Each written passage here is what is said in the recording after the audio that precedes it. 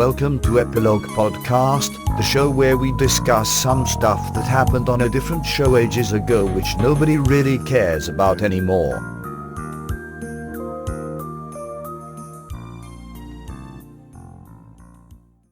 Hi, I'm Portponky. And I'm LeBloc. Today, we're discussing Farscape, Season 1, Episode 6. Thank God it's Friday. Again. The crew turn into drug-addicted farmers as part of a peacekeeper business scheme. What did you think of this one? I've got mixed feelings about it. Parts I liked, parts I didn't like. What parts did you like? Let's start there. That's very positive. I generally liked this episode. I did not. Oh, you didn't? I like the visuals, I like the setting, and the plot of people falling foul of their own minds is appealing to me. I like all of those things you said, but this episode took too long to show me why I should care. Did it ever really show you? Yeah, later in the episode. Much later. The Peacekeeper weapons depot. It wasn't weapons, like shipment thing. That, and I was confused why this was a problem at all in the beginning. Who cares if Dargo goes to some planet and he's happy there? Why do you need to rescue him? What's the deal? He's just some convict and he's happy. Why do you want to take him away from that? He was there under duress. Was he? But he didn't know he was.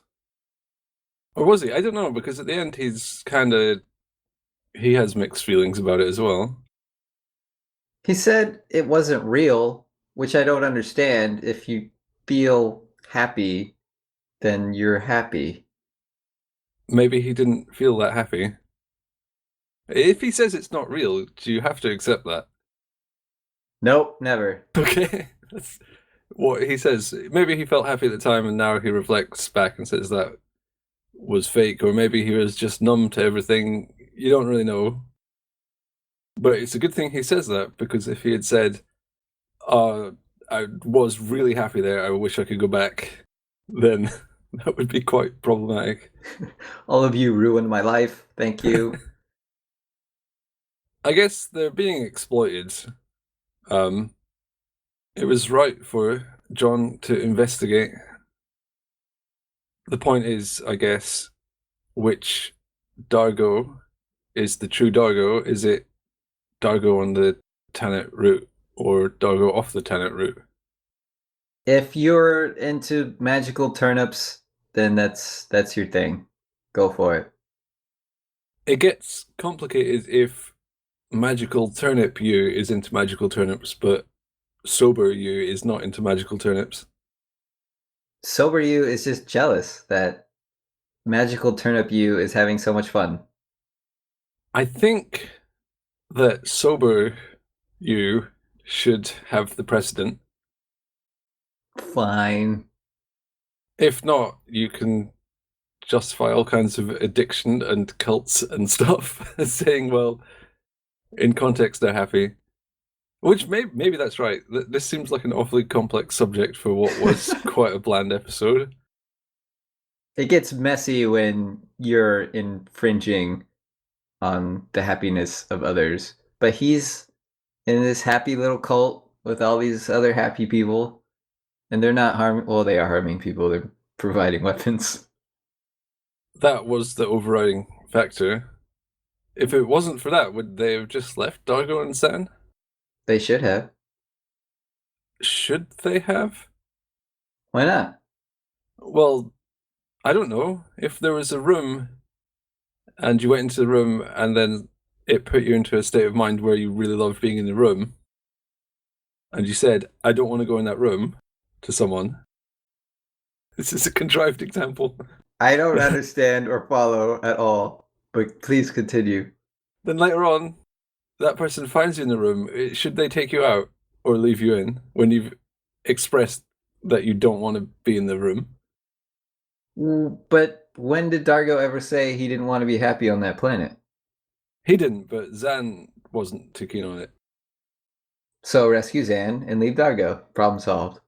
This comes into informed consent. Like, if you're going to have operation, but you're on tons of anesthetic, they can't get you to agree to it. Or they can, but usually it falls upon next of kin or someone else to agree to it, because the person who's drugged off their face is not able to properly consent to their actions. Right, they're compromised. Yeah, and Dargo and Zan were compromised to the extent that they would believe literally anything, which I'd say is worse than just, a bit of a drink or a magic cigarette or something. That's pretty severe. Sure, I agree with what you're saying, but they didn't have reason to really save him. They were not a real team. They're a bunch of outlaws who were together, and if one of you makes a bad choice, it's easier to shed that person. I guess he provides a lot of value to the group. That was what Aaron and Rigel both said. It's just John that wants everyone to be a big friendly family. Talking about this episode, I like it more than when I was watching it. It poses some interesting things. What I didn't like about it was the resolution. Oh, they didn't have HD back then. That was pretty bad. So John finds out there's a peacekeeper shipment place in the giant pyramid. Yes. Full with giant peacekeeper flags and that classic kind of industrialist Russian look that the peacekeeper stuff seems to have. That stretches on forever. Yeah, I don't know why they decided to put all their logos in there. That was a bit of a giveaway. If they'd just made it nondescript, he would have walked in and said, yeah, you sell the tenant route, I know. So what? Branding is very important for the peacekeepers. They're not Apple. So, the peacekeepers are bad. Or are they bad? They're strict, anyway. And possibly a little bit crazy. And then, conveniently, it turns out the weapons can be... the tenant route can be made into weaponry or explosive charge for the pulse rifles. You are correct. That's a very convenient result. What if it was just medicine or something? What would the resolution have been? Dargo, you have to come back. You're making medicine. I didn't put that together, but maybe that's why I didn't like this episode. I didn't understand the goal to remove Dargo entirely because I didn't see the threat. And then we're provided a threat, but it's really late in the episode and it also feels cheap. It's too convenient. Plus, they believe anything, so he could have just said, yeah, you're making WMDs, whatever. And then Snow White could have just turned around and said, nah, actually, you're, helping children across the galaxy. Why did they believe John? Why did that cause any kind of uprising? Why did the guards run away? Because convenience. It seemed like John just seized the moral high ground, and then everyone said, okay, you win. You have the moral victory. But what could we do? The drug cannot overcome moral victories. It's in the fine print. I kind of got that feeling when, what's her name, Volme? Said that tomorrow would be a real rest day for real. Got the feeling that maybe it wouldn't be. Of course not. Well, you think it wouldn't? No. That's a lot darker. I think the way it was shot made it seem like it could be. I think I wasn't paying attention when they were talking about rest day. I think that's what happened. I like the Aaron storyline with Rigel exploding and Pilot being bad at his job. I really like the bit with Pilot. That Pilot isn't as competent as we were led to believe. It's just an assumption. He's actually not been that useful since the start. I think the very first time they starburst, they ask Pilot where they are, and he just says somewhere else or something. But he says it with so much assurance that you think, all right, they're in good hands. I guess the characters have made the same assumption as the viewer. So when he comes out and says, yeah, I'm kind of winging it quite a lot, it's quite surprising. It's quite touching. Pilot and Aaron are an interesting combo. And it was entertaining to see Rigel urinating explosives. Yes, I'm glad this show is not above that kind of humor. As bad as the resolution may have been, at least it had that going for it. I'm a big fan of the explosive urine. It's a great prank. I don't entirely understand how it works. Why does it explode? I guess, is it the impact? Yeah, it could be unstable, like nitroglycerin. Okay. Dangerous stuff, in other words. Which probably means if his body sustained a severe enough impact, it would just explode. I would think so. That would be horrific. Not a bad way to go. You wouldn't feel anything. That would be an awesome way for someone to be assassinated. They're a boxer. Their bladder explodes. If they're a boxer, just fill them up full of unstable explosives. The first time they get punched, it's just a full body explosion. It would look like a hell of a punch. What did you think of Volme, the White Lady? I liked her weird cadence and eye-opening. I complained about that before with a different character, but I liked it with this character. That's why I brought it up. It's a similar thing to the character from the previous episode, but she's even weirder, and her Yes, she face is. keeps looking like she's having a stroke, which is oddly off-putting. It might help that she was in the episode a lot less than the character from the previous episode, whose name escapes me.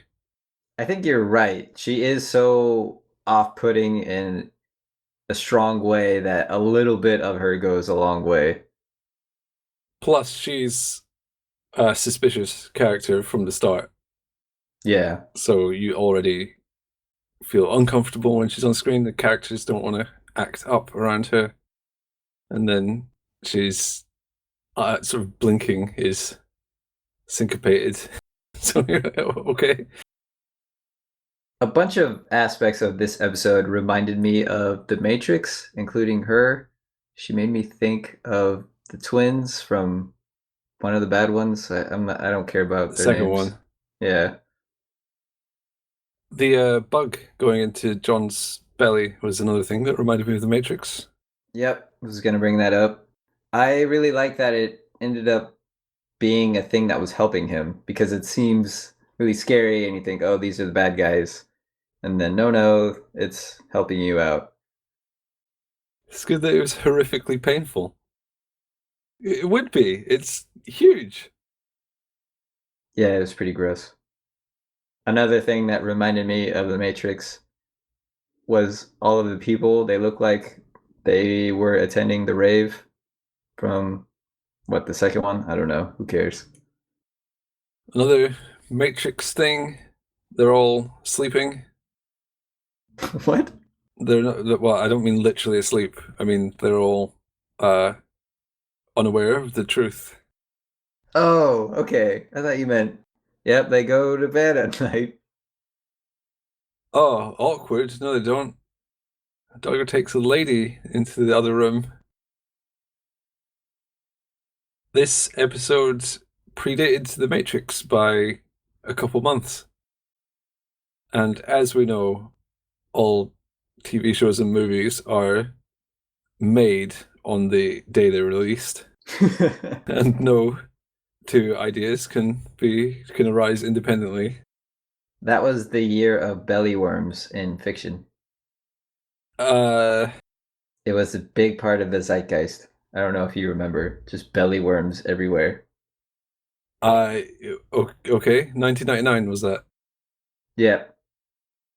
I will take your word for it. Speaking of films which have 6-letter titles whose first letters are M and A, John talked about Mad Max in this episode. Yes, the pop culture references Right. continue. You're just going to accept that transition. Yeah, why not? Okay, I love how contrived it was. Okay, that's kind of an in-joke. Because Virginia Hay, who plays Zan, was in Mad Max 2. I totally did not realize that. Well, she wasn't bald and bright blue, and she was about a decade younger. I think she gets her fingers chopped off. Oh. Spoilers from Mad Max 2. So when he says no one ever saw the third one, then I don't know. Maybe it was funny to someone. That's pretty good assumption. The music was good. I thought a lot better than the first few episodes. I should probably stop bringing up the music because it's sort of settled into a fairly consistent standard now. And I consistently fail to notice. Good job. Well, okay, let's move on. I have some brilliant unit news. Go on. They froze Rigel to 105 below the Galarian frost point. Okay. It means nothing, but it's nice. I really like that they kept the continuity when Aaron broke Rigel's mustache while he was frozen, and then you see it's shortened later. I didn't think they would do that. Usually in shows when people do that sort of thing, they fix it and it's never talked about. Especially with these sort of puppets, which must be really pretty expensive to build. Yeah, you'd think they wouldn't want to modify anything on him. She was so blasé when she did it. It was an improvement. I wonder if he'll be back to full length in the next episode. Yes. I imagine so. We'll have to look out for that. Mustache Gate. It's not a scandal. It's a scandal in my heart. We don't know how fast Hynerian hair grows. Oh, good point. Do you have some words of wisdom from the show which you'd like to share with us? Again. Oh, God. Yes, again. Go for it. If I were warmer, I would have an appropriately venomous reply. Be warned, I owe you one. Rigel is not very good at dealing with things. Including witty repartee. Well, I'm sort of beginning to think he's emotionally stunted. Well, he seems it. Being deposed can do that to a person. I think being a Dominar is probably what did it to him. Why? Well, I don't know. It's not a normal life, is it? How would I know? Well, you were king of several European countries for several years. That is not even close to true. It's not?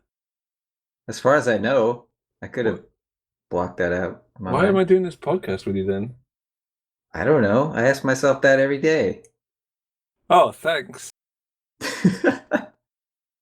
What I mean is, he presumably was very pampered, and he feels unable to express himself when people do nice things to him.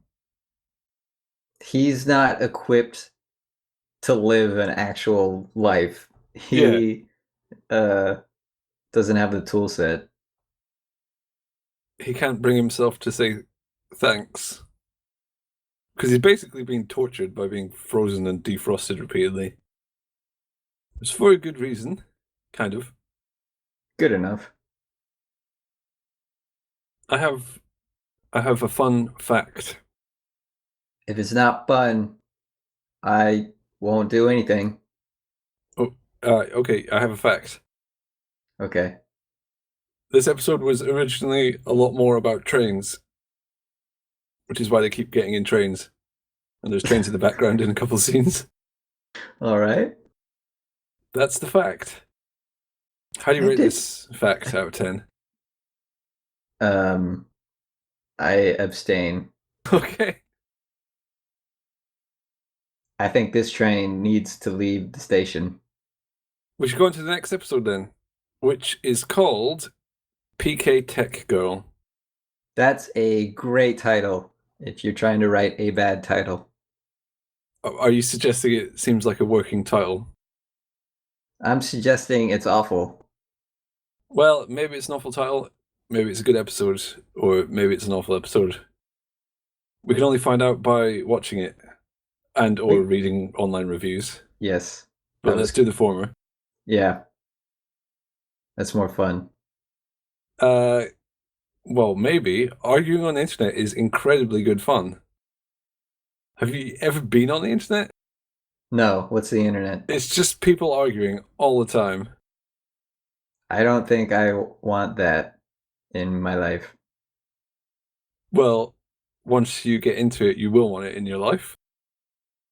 You see, I'm wrapping it back around to the theme of the episode. Yep. The internet is a magical turnip. Yep.